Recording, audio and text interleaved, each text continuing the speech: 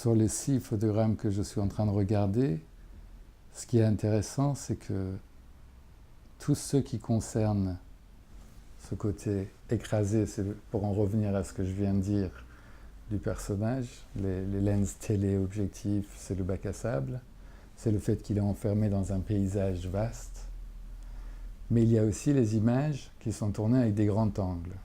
Et les images tournées en grand angle se passent souvent aux États-Unis, parce qu'il est arrivé dans un pays où il est censé se sentir libre.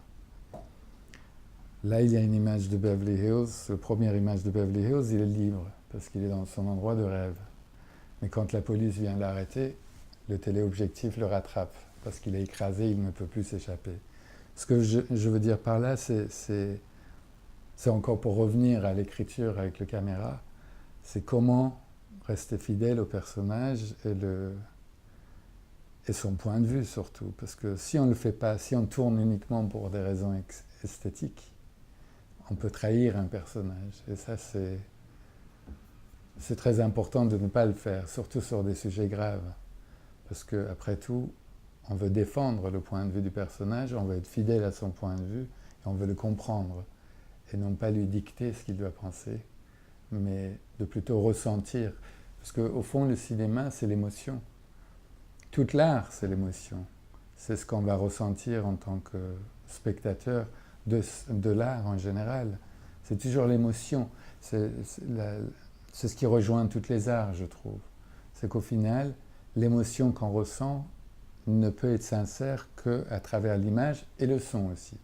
Le son est très important aussi, parce que là, en l'occurrence, dans le vide, il y a des images très différentes. Il y a l'image de Beverly Hills où le son est beaucoup plus agréable que l'image sur les frontières où c'est les hélicos et la surveillance qui dominent, ou l'image du désert où il n'y a plus rien, sauf le vent qui va jouer sur l'état des personnages dans ce paysage. Et là aussi, je peux vous citer un autre cinéaste que j'aime beaucoup, c'est Bresson. Il disait toujours un son évoque une image n'évoque jamais un son. Parce qu'à travers le son aussi, on doit raconter ce que le personnage ressent. Et ça aussi, c'est très important dans ce vide, justement.